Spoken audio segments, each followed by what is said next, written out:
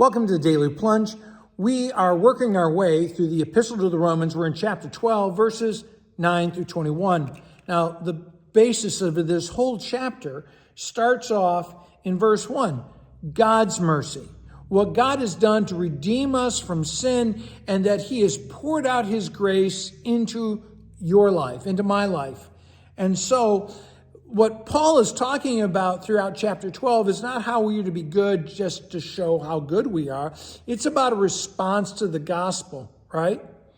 And so he starts off, love must be genuine or sincere. And the love here is that agape love, the kind of love that we saw on the cross, we're to share with other people. It's not syrupy love. It's the kind of love that takes the hard actions.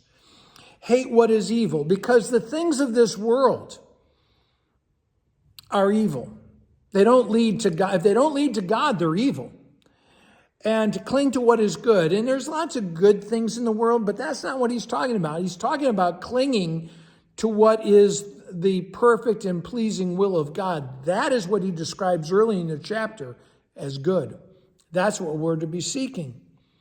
Be devoted to one another in love. Why? Because through Christ we have been made brothers or sisters with Christ and with one another.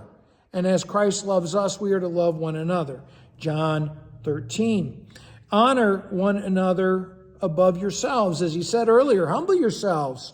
He goes on to say how we are to see ourselves by the measure of God, by the measure of the cross, really. And don't fancy yourself as Mr. Big. Going on. Never lack in zeal, but keep your spiritual fervor. And, we should be excited about being Christians. It should be one of the things we're most excited about because we have received every spiritual blessing. And if you're lacking in zeal, if you lack in an enthusiasm for the Lord, I would recommend you pray about that. Ask the Lord for it. He'll give it to you. And you're to show that in serving the Lord, also by serving others. Be joyful in hope.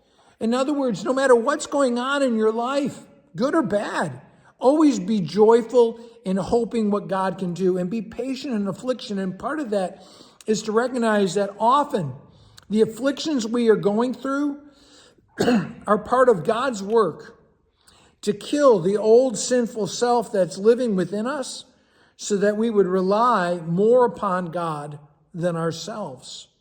And so sometimes we need to be patient to see what God is going to do through that hard time. Going on. Faithful in prayer. Well, we always need to be praying, right? Share with the Lord's people who are in need. Practice hospitality, because the Lord has blessed us. We are to bless others, and it's a part of sharing the kingdom. Bless those who persecute you. Don't curse them.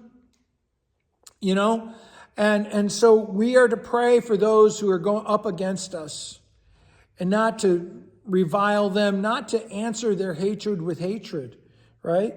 Rejoice with those who rejoice, mourn with those who mourn. Again, faith life isn't solitaire. You're supposed to be doing faith with other Christians and be with them through the ups and downs of their spiritual journey. Live in harmony with one another. We are to be seeking concord, harmony with one another as God's people. And when Jesus Christ is Lord of our lives and Lord of the church, we don't have a lot of conflict.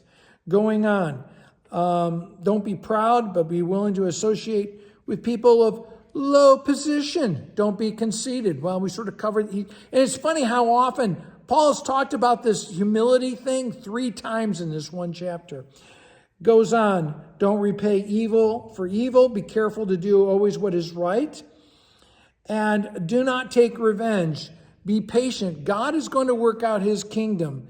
Do not be overcome by evil, but overcome evil by God's grace and by his goodness. Hey, thanks, friends. Have a blessed day.